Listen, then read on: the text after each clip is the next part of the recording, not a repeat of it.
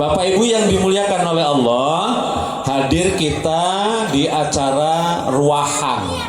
Biasanya juga disebut ruatan. Kalau dalam bahasa Islaminya ini sebenarnya pertemuan ini adalah pertemuan selamatan. Ya. Kalau lebih lurus lagi, syukuran. Nah, begitulah. Yang dalam acara syukuran ini adalah untuk kita berdoa, mudah-mudahan acara yang akan kita selenggarakan ini Allah jaga, Allah pelihara, Allah lindungi dari segala mara bahaya dan hal-hal yang tidak kita inginkan. Maka kalau dalam bahasa Jawa ruatan artinya nolak bala. Nah, gitu ya. Jadi kita kumpul di sini untuk berdoa supaya tidak ada bala, tidak ada ujian, tidak ada cobaan dalam acara yang akan kita selenggarakan. Maka lebih indah jika bahasanya kita jadikan bahasa ini adalah bahasa tasyakur dan selamatan kalau bahasa Jawa ya, bahasa syariatnya. Setuju Pak? Setuju? Tasyakuran atau selamatan. Alhamdulillah. Nah ini Pak Edi Wiranto, mantu yang pertama. Mana Pak Edi? Pak Edinya mana? Lagi oh iya. Ini baru coba-coba nih karena masih yang pertama ya. Kita doakan mudah-mudahan besok gak gemeteran lah ya. Mau mantu pertama. Saya saja belum mantu Pak. Iya. Alhamdulillah kita bersyukur Pak Edi. Jadi memang dalam acara pernikahan ini mesti kita syukuri, tanda bahwa kita sukses sebagai orang tua menghantarkan anak kita ke jenjang pernikahan. Rasulullah memberikan janji, siapa yang memiliki anak perempuan dan mampu mendidiknya, kemudian menghantarkan sampai ia menikah, maka Allah berikan jaminan rahmat dan keberkahan dalam hidupnya. Amin, Allahumma amin. Nah, dalam acara tasyakur dan selamatan ini kita bersyukur bisa bersilaturahim. Rasulullah Shallallahu Alaihi Wasallam bersabda, apabila kalian berani memberi jaminan satu saja kepada Allah, maka Allah akan berikan satu itu menjadi 4 jaminan. Apa itu? Kalau kalian bersilaturahim, kata Rasulullah, maka Allah akan berikan yuhibbuhu ahlahu, keluarganya akan mencintainya. 1. Wa wasi' rizqahu, yang kedua, Allah akan meluaskan rizkinya. Yang ketiga, wa tujadu ajalahu, Allah akan tambahkan umurnya. Nah, jadi ada umur biologis, ada umur historis.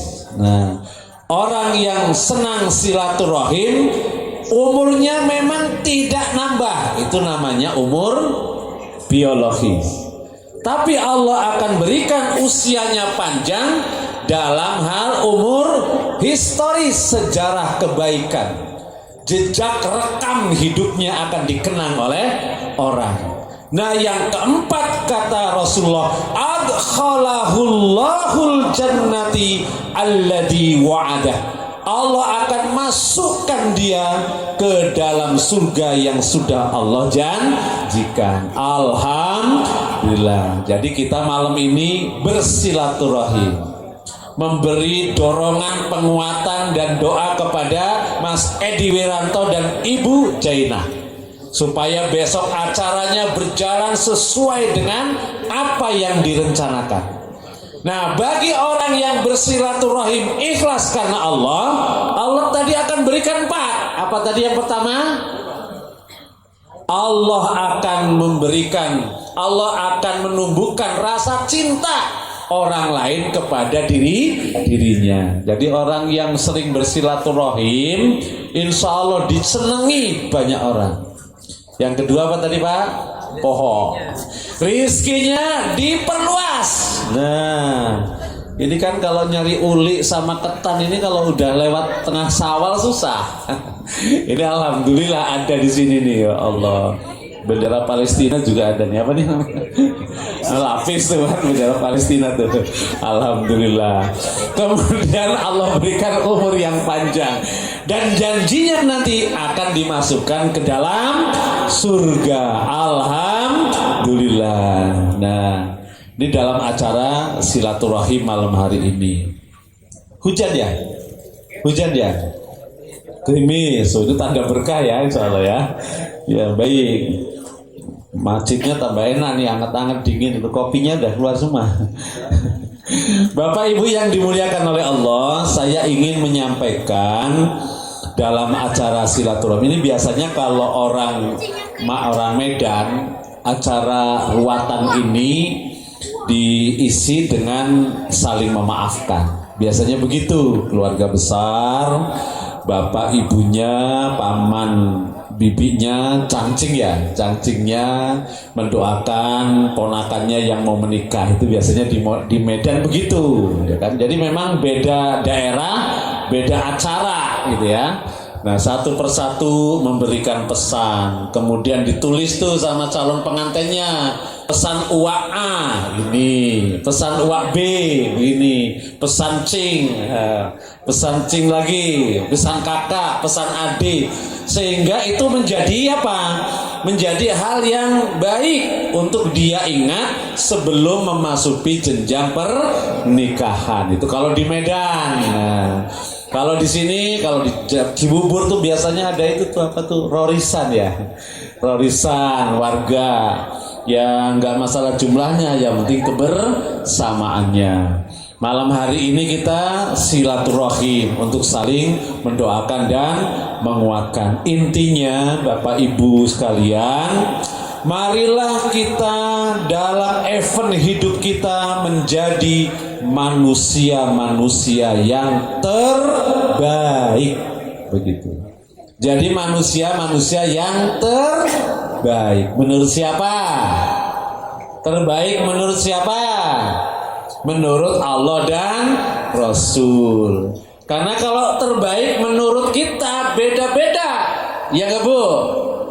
Anak yang terbaik biasanya yang kerjanya bagus, yang duitnya banyak, yang gajinya besar, yang sebentar ngasih duit, ya kan? Terus gak lama kerja sudah beli rumah, terus beli mobil, ngajak bapak ibunya ke Mekah apa ke Turi? Ke Hongkong, ke mall tuh katanya. Nah, jadi kalau namanya baik menurut manusia beda-beda. Kalau kata ibu, suami yang baik, suami yang setia. Kalau punya duit brukan semua, kan bisa saja. Allahu Akbar. Nah, tapi kita menjadi manusia yang terbaik menurut Rasulullah Sallallahu Alaihi Wasallam. Jadi Bapak Ibu yang dimuliakan oleh Allah, sebenarnya tidak ada keterkaitan langsung tentang masalah rizki. Orang yang sekolahnya tinggi pasti duitnya banyak, nggak ada jaminan. Ada nggak jaminannya Pak? Yang jadi profesor miskin banyak, gitu ya. Dan tidak ada jaminan juga kalau orang yang kerja keras duitnya banyak, nggak ada jaminan. Jadi saya jalan-jalan begini gara-gara kehujanan. Iya, di sini aja lah nih ya. Jadi nggak ada jaminan. Sampai mana tadi, sampai lupa saya. Oh, jaminan. Iya. Kalau yang kerjanya keras, berangkat subuh, pulang malam, pasti duitnya banyak, nggak ada jaminan, iya kan? Atau yang kerjanya malas, kemudian miskin, nggak juga. Nah, jadi kalau dalam kacamata Islam bahwa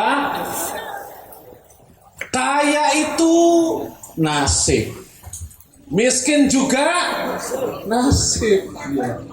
Ada yang pengen kaya, semua pengen kaya. Nggak ada yang nggak pengen kaya. Tapi namanya kaya adalah nasib. Pengen banget kaya, tapi nggak kaya-kaya. Ada nggak? Ada. Ada lagi yang begini, nggak pengen miskin, tapi nasibnya miskin. Ya Allah, kesana kemari cari itu yang namanya doa balak miskin, penangkal miskin, tapi nggak kaya-kaya, miskin terus. Nah, masalah. Jadi nggak ada kaitannya. Duitnya banyak itu karena kerja keras, nggak ada. Nggak ada korelasinya. Sekolah tinggi duitnya banyak, nggak ada. Yang ada di dalam Islam ini yang sangat jelas nih. Barang siapa yang bertakwa kepada Allah, yarzuqhu min haitsu la yahtasib, itu yang ada. Siapa yang bertakwa kepada Allah, maka Allah akan berikan rizki dari jalan yang tidak diduga-duga. Cuman terkadang kita sebagai manusia lebih senang meminta hak kita daripada menjalankan kewajiban kita, gitu ya. Kita pengen kaya ya Allah, saya pengen sholat ya Allah, kaya dulu dong. Saya pengen zakat, tapi kasih duit dulu dong. Saya pengen rizkinya banyak, gitu ya. Nanti baru ibadah. Nah, itu biasanya manusia. Ya Allah. Ini apa sudah aja nih hujan ya? Kedengeran nggak Bu? Kedengeran ya? Nah, makanya dalam Islam yang jelas sekali dari Allah, takwa dulu. Apa itu takwa? Nah, ayo kita jalankan semangat Ramadan. Waktu kemarin Ramadan kita rajin ke masjid, ya enggak? Sholat Isya belum azan saja sajadahnya sudah digelar. Semangat sholat ke masjid. Alhamdulillah. Kita pertahankan. Kemarin waktu Ramadan, coba bayangkan, jarang tahajud malam, kita tahajud. Nah, ya Allah. Maka pertahankan. Kalau kemarin bulan Syawal kita senang apalagi baca Quran. Wih, Masya Allah. Ibu-ibu pagi-pagi sudah baca Quran. Dohor-dohor daripada tidur baca Quran. Yang tadinya nggak punya target khatam jadi khatam Quran. Nah, coba Syawal tingkatkan begitu. Kalau ketika Ramadan, ya kita apa? Kita senang berbagi, bikin kolak, bikin apa lagi? Bikin jus, bikin apa lagi? Berbagi. Nah, ayo kita lakukan supaya apa? Supaya kita menjadi manusia-manusia yang terbaik. Jadilah orang yang terbaik. Menurut siapa tadi? Menurut Allah dan Rasul. Siapa? Khairukum man ta'allamal Qur'an wa 'allamah. Sebaik-baik kalian adalah orang-orang yang belajar Al-Quran. Mengapa belajar Al-Quran? Karena Al-Quran membimbing manusia menjadi orang yang bertakwa. Jadi manusia yang terbaik. Siapa mereka? Yang belajar Al-Quran. Karena Al-Quran membimbing kita menjadi orang yang bertakwa. Orang yang bertakwa itu orang yang kedudukannya mulia dunia dan akhirat. Begitu. Ya. Kemudian siapa itu orang yang bertakwa? Kalau menurut ulama, orang yang rajin taat. Taat dalam hal yang wajib maupun yang sunnah. Dan juga orang yang takwa itu yang takut menjalankan yang dilarang Allah, baik yang hukumnya haram maupun yang makruh. Begitu. Orang yang bertakwa, orang yang disediakan surga di dalamnya. Subhanallah. Mau Bu dapat surga Allah Bu? Mau Bu? Loh, di surga itu vilanya indah sekali. Kalau rumah kita paling baru apanya itu di sana, ya kan? Di akhirat vilanya luar biasa. Nah, jadi orang yang terbaik itu orang yang mau belajar Al-Quran. Pelajari, dibaca, difahami, praktekan. Nah, baru nanti Allah akan berikan kehidupan yang baik dunia dan akhirat. Begitu, ini bekal. Yang kedua, siapa manusia yang terbaik menurut Rasulullah? Man tala umruhu. Siapa yang diberi umur panjang. Coba umur panjang itu kira-kira berapa menurut kita? Pak Erli, berapa Pak Erli kira-kira umur panjang itu? 100. Ya, Bu. Menurut kita, menurut Ibu, umur panjang itu berapa? Hah? Kalau menurut Ibnu Abbas 40 tahun itu sudah masuk kategori umur panjang. 40 tahun. Masya Allah. Maka ada sebuah hadis, barang siapa yang usianya 60 tahun, nanti di akhirat dia beralasan, kenapa kok bekalmu sedikit, hai fulan, kata Allah. Umur saya pendek ya Allah. Berapa umurmu? 60 tahun. 60 tahun gak ada alasan lagi. Karena 40 tahun itu usia sudah panjang. Ini rata-rata berapa tahunnya? Masih 40-an apa 60-an? Lebih 40 ya. Oh, berarti kita usia panjang nih. Alhamdulillah. Karena Rasulullah menyebutkan begitu. Barang siapa manusia yang khairukum man tala umruhu. Orang yang terbaik di antara kalian adalah orang yang panjang umurnya. Tapi masalah umur itu adalah ketetapan Allah yang kita tidak bisa memilih. Kalau kita baca sekarang di YouTube, siapa manusia tertua hari ini? Pernah belum buka di YouTube? Nah, nanti akan muncul tuh orang tajaskan, umurnya 130 tahun. Yang paling tua siapa di sini nih? Usianya berapa, Kong? Usianya berapa umurnya, Kong? 70. Pengennya berapa, Kong? Iya. Kalau soalnya dikasih 130 tahun mau, Kong? Belum tentu senang. Titi Puspa aja bingung gak punya teman sekarang, ya kan? Wajahnya muda tapi umurnya tua. Penampilannya muda tapi suaranya nenek-nenek. Kan? Gak punya teman. Umur panjang juga belum tentu bahagia. Apalagi kalau kita baca wa man nu'ammirhu nunaqishu fil khalqi afala yaqilun. Orang yang umurnya panjang dikembalikan seperti anak kecil lagi, nggak enak, ya kan? Belum sholat ngomongnya sudah sholat, kan nggak enak, ya kan? Yang bagus begini, baru sholat sudah sholat lagi, nah itu bagus. Makanya belum sholat, padahal baru selesai sholat. Nah yang nggak enak biasanya bagi anaknya baru makan ngomongnya belum makan, itu yang repot. Ya Allah, ya kan? Dikasih duit sama anaknya nggak pernah dikasih, padahal dikasih terus. Nah kan nyelekit di hati ya.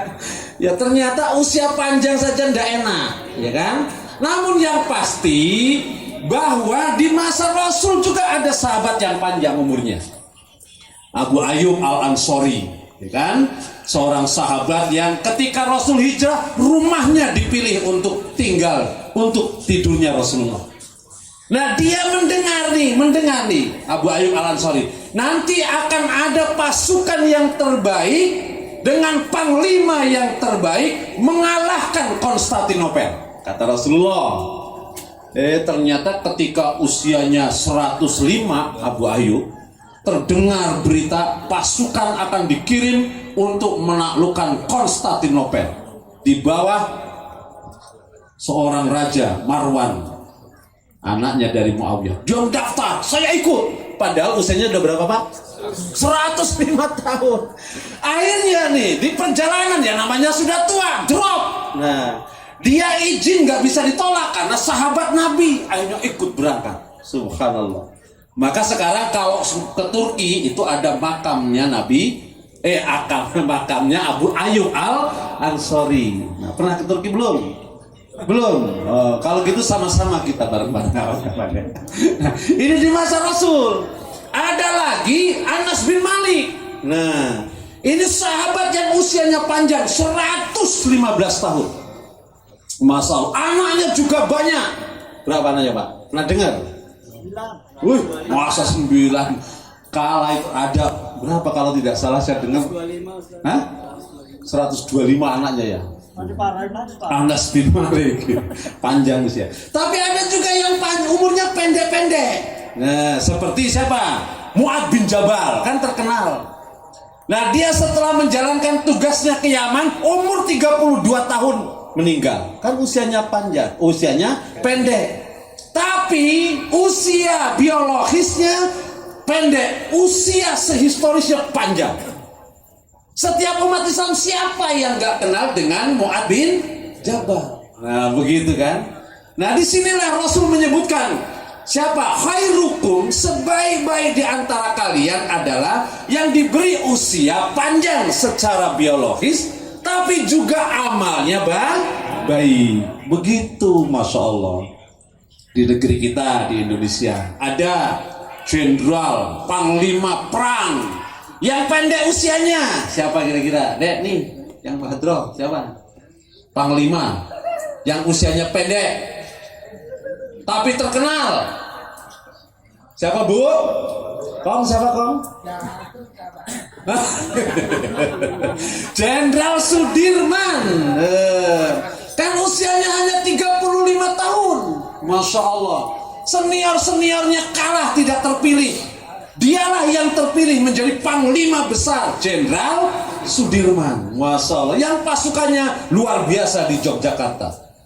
Karena umur biologisnya boleh pendek, karena itu ketetapan Allah dan tidak bisa memilih. Tapi masalah usia historis bisa dikenang sepanjang zaman. Coba dipakai apa tuh Jenderal Sudirman? Hah? Jalan Jenderal Sudirman, kampus Jenderal Sudirman. Di jantung itu apa tuh? Yayasan Jenderal Sudirman. Terus apa lagi? Nah, Masya Allah. Jadi orang yang panjang umurnya bagus, kalau amalnya juga bagus. Begitu para ikhwan. Makanya jadilah manusia-manusia terbaik menurut Rasulullah Sallallahu Alaihi Wasallam. Begitu ya. Nah, kira-kira nih Pak RW, kalau Pak RW hari ini meninggal, kira-kira namanya dipakai untuk apa nih? Hah? Apa Pak? Coba lo belum tentu ya kan? Mungkin seumpama nih Pak RT karena jasanya besar, sebagai penghormatan masyarakat diberi apa namanya, dijadikan nama musola, alhamdulillah. Atau dinamakan lo Jenderal Sudirman. Coba bayangin, ya Allah, di mana kota-kota besar dengan jalan yang strategis namanya jalan Jenderal. Ini menunjukkan apa? Umur biologisnya boleh pendek, tapi umur historisnya sangat panjang. Itulah sahabat Nabi. Mereka bukan tidak mau kaya, mereka siap untuk tidak kaya, tapi kebaikannya dikenal banyak orang. Nah, begitu. Ya nggak Pak Iwan? Coba Abu Bakar. Nah, sebagai seorang khalifah, usia khalifahnya pendek 2 tahun. Tapi siapa yang tidak kenal dengan Abu Bakar? Jadi usia biologisnya pendek, usia apanya tadi? Historisnya panjang. Umar, Utsman, Ali, dan seterusnya dan seterusnya. Masya Allah. Jadi manusia yang terbaik satu, manusia yang belajar Quran dan mengajarkannya. Yang kedua, yang diberi umur yang diberi umur panjang, amalnya juga bagus. Maka seorang Arab Badui bertanya, ya Rasulullah, siapa manusia yang terbaik? Kata Rasulullah, yang umurnya panjang dan amalnya bagus. Ditanya lagi, kalau begitu siapa manusia yang terburuk? Kata siapa nih? Kata orang Badui kepada Rasul. Kata Rasulullah, orang yang buruk itu yang usianya panjang, amalnya buruk. Nah, itulah manusia yang paling buruk. Milih mana? Milih mana? Tentu kita ingin menjadi manusia yang terbaik menurut Rasulullah Shallallahu Alaihi Wasallam. Nah, ini sekarang baru menyangkut tentang masalah pernikahan. Nah, pernikahan itu sendiri dalam Islam sesungguhnya langkah untuk menjadi manusia dan keluarga yang terbaik. Maka di dalam Islam berkeluarga itu tidak hanya sekedar nikah punya anak, tapi sejatinya nikah dalam Islam itu mempersiapkan generasi yang terbaik. Nah, diajarkan oleh Rasulullah bagaimana cara punya keluarga yang hebat. Milih dulu. Nah, jadi sebelum nikah pilih dulu. Gimana Bu, pasangan yang baik itu? Gimana Bu?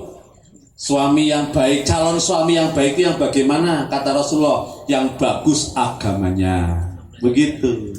Kalau ingin cari pasangan hidup yang baik, pilih wanita yang agamanya baik. Kan begitu kan diajarkan.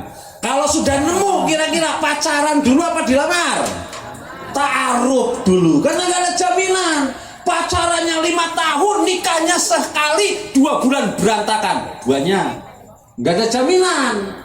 Begitu gak pernah pacaran, ketemu nikah, Masya Allah, dia ikhlas karena Allah, seumpama gitu ya. Kemudian diberi keluarga yang langgeng. Banyak gak yang begitu? Banyak. Makanya Islam mengajarkan yang lurus, yang suci, yang bersih, yang baik. Bagaimana? Pilih. Sudah dipilih, taruh, kenal lebih dekat. Baru kemudian mengkhitbah. Setelah mengkhitbah, dilamar, menikah. Begitu, dengan niat yang baik. Rasul bersabda, 4 hal yang ada dalam jaminan Allah untuk ditolong oleh Allah. Siapa? 1, al-murabit fi sabilillah.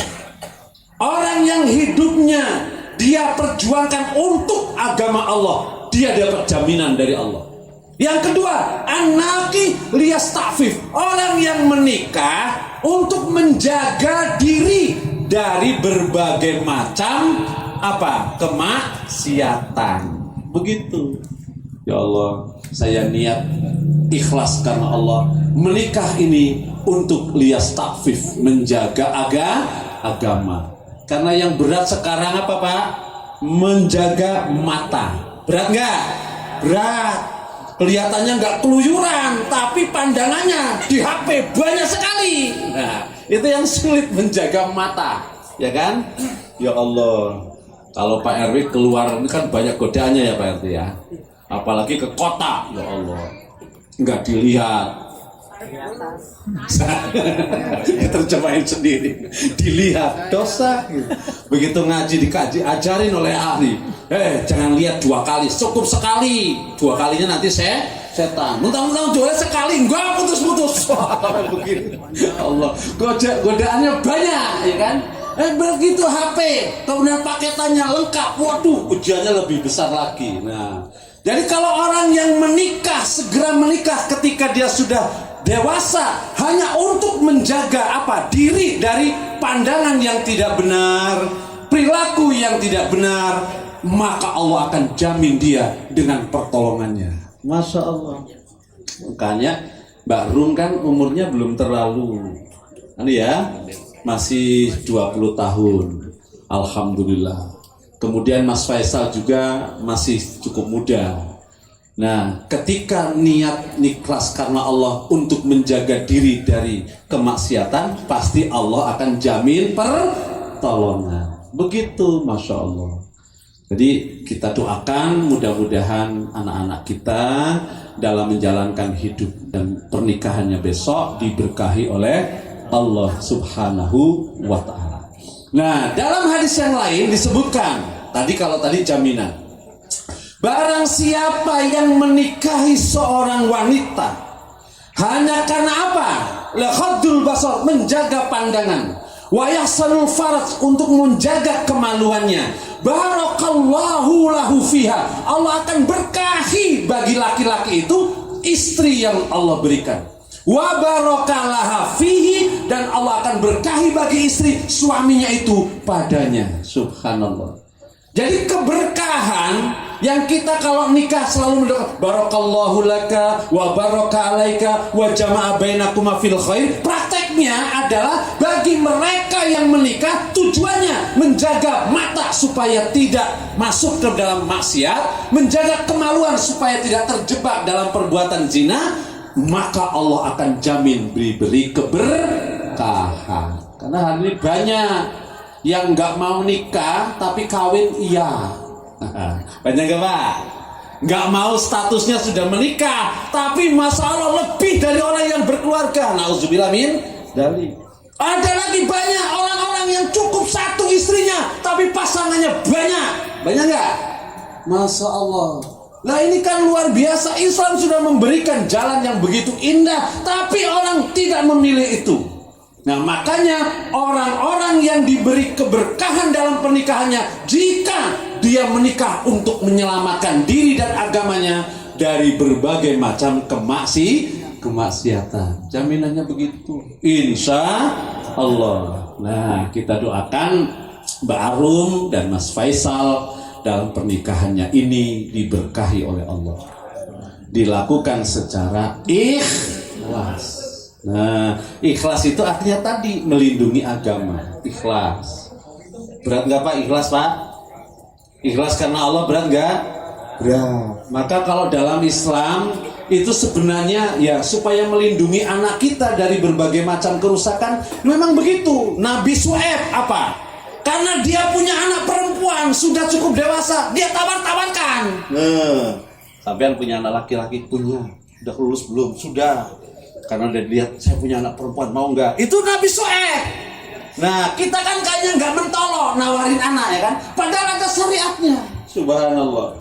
Dulu nih ini peran kalau dalam surat An-Nur, peran umaro, peran amir, pemimpin untuk menikahkan. Dicari, dipasangkan. Siapa yang nggak punya duit, nah dipasangkan, dijodohkan, begitu. Nah sekarang karena memang tradisi, ya kan, mau cari pasangan milih yang kaya, yang tajir. Kalau dilamar milih-milih mana yang kira-kira agamanya bagus, antar dulu, ya kan. Kalau orangnya nggak punya apa-apa. Nah ini yang kadang-kadang menjadikan apa tadi, dipersulit syariatnya. Nikah, nah mau nikah kalau standarnya sekarang gedung itu berapa? Paket paling murah 50 juta. Akhirnya nggak nikah, pacaran terus, Masya Allah. Loh ini bukan malah menjadi baik, malah menjadi tidak baik. Subhanallah. Jadi ada andil di sana. Jadi peran umaro, peran orang tua, dan seterusnya. Kalau didorong siapapun yang menikah dengan tujuan ikhlas karena Allah, menjaga harga diri dan agamanya, Allah jamin rizkinya dan Allah jamin keberkahannya. Subhanallah. Nah ini kan masalahnya fenomena hari ini kan tantangan bagi kita. Apa tuh tantangannya? Nanti kata Rasulullah akan banyak orang-orang yang gagal paham. Nah ini kan gagal paham. Apa itu gagal paham? Kalau duitnya banyak dia merasa disayang Allah. Kalau karirnya bagus dia merasa disayang Allah. Kalau bisnisnya sukses dia merasa disayang oleh Allah.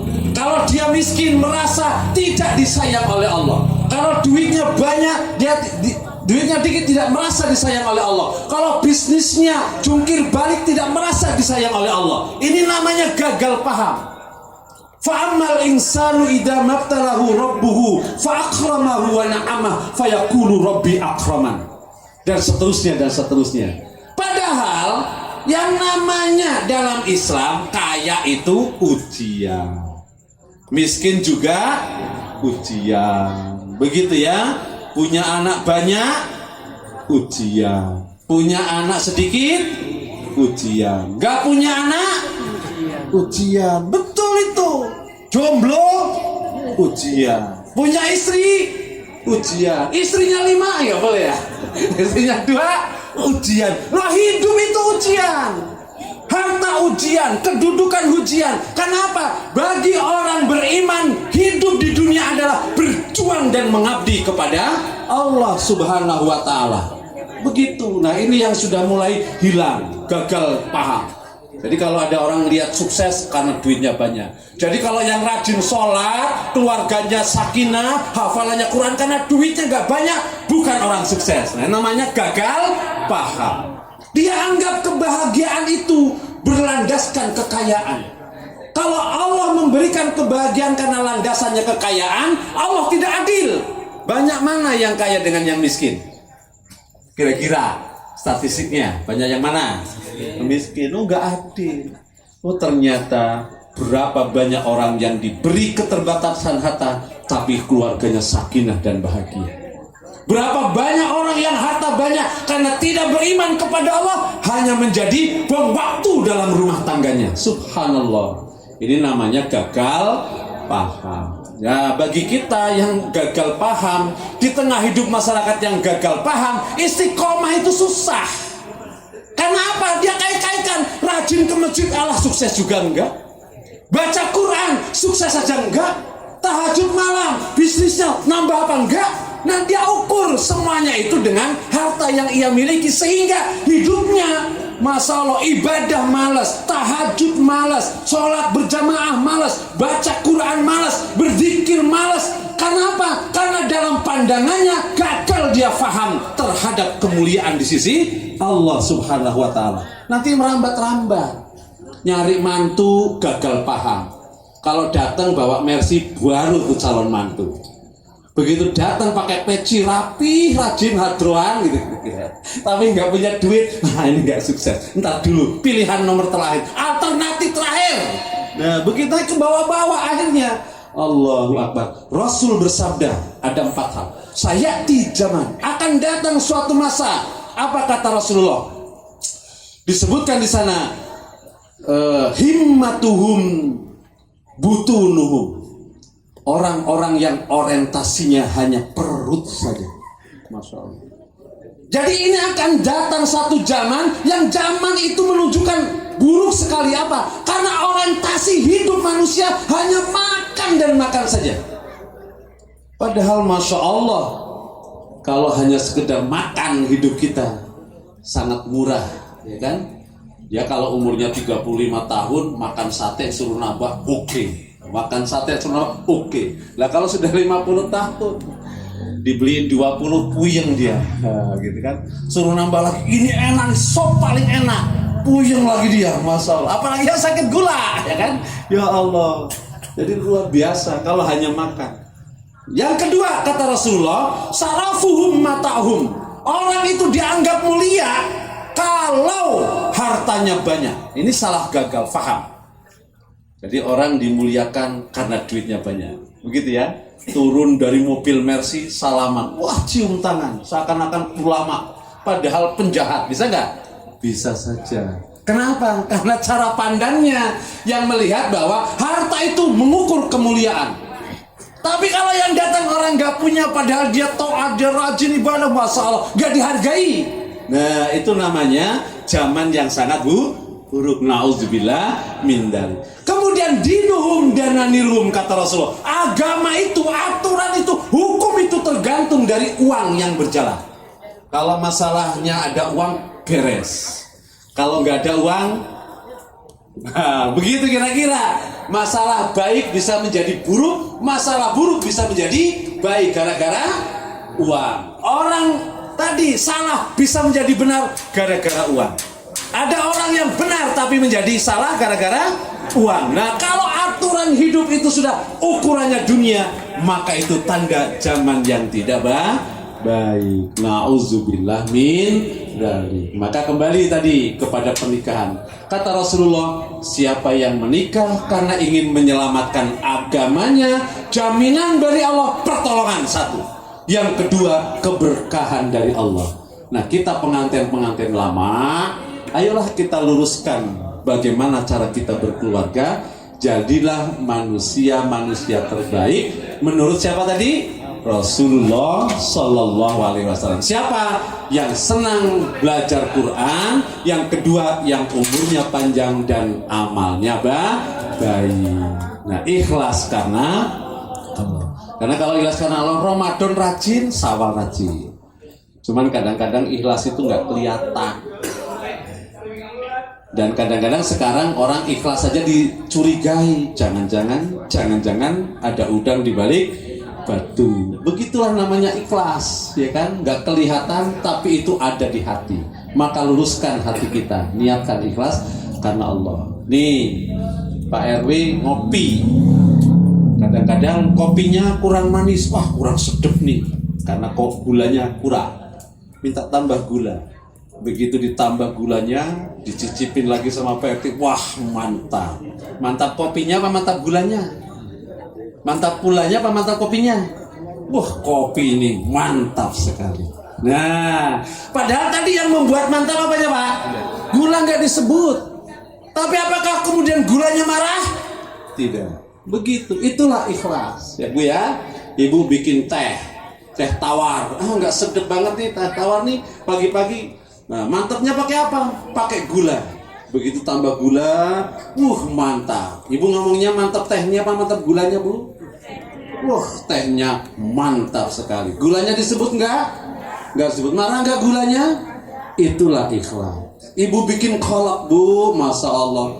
Kolak mestinya enak, kok jadi hampa gitu sih? Kenapa? Kurang gula, Bu, ya kan? Kurang gula, tambah gula. Masya Allah. Begitu sudah dikasih gula, rasanya mantap. Yang mantap kolaknya apa gulanya? Nah, wah kolaknya mantap banget. Nah, apakah gulanya marah? Gulanya marah enggak? Enggak marah, ya toh? Itulah yang namanya ikhlas. Gak disebut tapi perannya besar. Subhanallah. Tapi kalau nanti sudah negatif, sakit gula, gara-gara apa? Gara-gara gula nih saya sakit gula, tuh kan? Negatif, ya kan? Jadi kambing hitam. Ibu melihat nih, ini ada tanaman yang sangat bagus. Apa nih? Kembang janda bolong. Sumpah. Atau pohon apa? Indah sekali. Pohonnya, yang dilihat apanya? Daunnya indah, rantingnya bagus, buahnya lebat, bunganya warna-warni. Padahal yang membuat indahnya pohon itu apa, Bu? Akar, ya kan? Yang berperan jadi bagus itu pohon akar. Tapi akarnya kemudian apakah menggerutu? Kalau gitu saya udah males cari makan. Layu itu pohon. Nah, ya kan? Itulah ikhlas para ikhwan sekalian. Nah, kalau kita ikhlas beribadah kepada Allah, Ramadan gak Ramadan, semangat, karena saya ingin menjadi manusia yang terbaik menurut Allah dan Rasul. Begitu. Ya, jadi orang yang ikhlas, gak kelihatan nih. Kita ibu-ibu biasanya masak terus gak pernah disanjung, nyuci terus gak pernah disanjung, rumah beres gak pernah disanjung, sekalinya kotor baru dimarahin sama suaminya. Itu kerjaan ibu. Ikhlas karena Allah, begitu ya. Bapak juga begitu. Kita semuanya sama. Tapi amalan yang tanpa didasari keikhlasan akan sirna dan tidak berguna di sisi Allah. Ada sebuah hadis yang menyebutkan nanti akan ada orang yang hebat menurut Allah, tapi amalannya hilang. Siapa yang pertama dipanggil? Orang yang mati syahid. Orang yang mati syahid hebat gak Pak? Hebat. Orang yang mati syahid itu masuk surga menyelamatkan saudaranya 70 orang. Itu yang mati syahid. Dan orang yang mati syahid gak pernah mengalami alam kubur dan alam barzah. Dia langsung masuk ke dalam surga. Di mana? Allah taruh ruhnya itu di burung hijau yang terbang ke sana kemari di surganya tanpa di alam barzah. Coba, itu orang yang mati syahid. Subhanallah. Nanti ada orang yang mati syahid menghadap Allah. Sampean siapa? Saya orang yang berjuang membela agama. Hidupku, hartaku habis, bahkan aku mati di medan perang. Semuanya karena Engkau ya Allah. Tapi kata Allah, dusta. Engkau mati syahid supaya disebut sebagai orang yang kuat, yang hebat, pahlawan pemberani. Masuk neraka. Nauzubillah min. Karena apa tadi? Datang yang kedua, seorang yang dermawan. Duitnya banyak, hartanya banyak, habis untuk membantu orang. Semua orang kenal dia orang yang dermawan. Semua mengaguminya. Begitu cerita di hadapan Allah, semuanya karena Engkau ya Allah. Dusta engkau. Engkau hanya untuk mendapatkan sanjungan sebagai orang yang dermawan. hilang amal yang hebat tadi. Baru datang yang terakhir. Kira-kira siapa? Yang ketiga. Ini orang yang hebat. Orang alim. Ilmunya banyak. Dikagumi orang. Dihormati orang. Dia cerita di hadapan Allah semuanya karena untuk agama Allah. Kemudian Allah katakan, dusta engkau. Sesungguhnya engkau hanya ingin dihormati dan dijuluki sebagai orang yang pandai. Subhanallah. Masuk dia ke dalam api neraka. Itulah peran niat dan ikhlas. Mudah diucapkan, tapi hakikatnya ada di hati. Dan itu menjadi syarat mutlak diterimanya amal seseorang. Niatkan dengan lurus, ya Allah jadikan keluargaku keluarga yang sakinah, mawaddah, warahmah. Ya Allah jadikan keluargaku keluarga yang bisa meredam segala bentuk kemaksiatan yang saya bisa lakukan di luar keluarga ini dalam kemaksiatan, tapi selamat hanya karena keluarga. Maka Allah akan berikan jaminan apa tadi? Pertolongan dan keberkahan. Mudah-mudahan Ananda, Faisal dan Arum Allah luruskan niatnya, kemudian Allah berkahi bahtera rumah tangganya yang akan dibangun, dan kita sebagai orang-orang tuanya pun tidak luput dari itu. Mudah-mudahan Allah berkahi kita semuanya. Amin ya robbal alamin. Mudah-mudahan silaturahim kita malam hari ini, walaupun kelihatannya membosankan, mudah-mudahan ada manfaatnya. Jadilah manusia yang terbaik. Menurut siapa? Allah dan Rasul. Orang yang panjang umurnya, baik amalnya, dan orang yang selalu membaca dan mengamalkan Quran. Al-afu minkum. Assalamualaikum warahmatullahi wabarakatuh.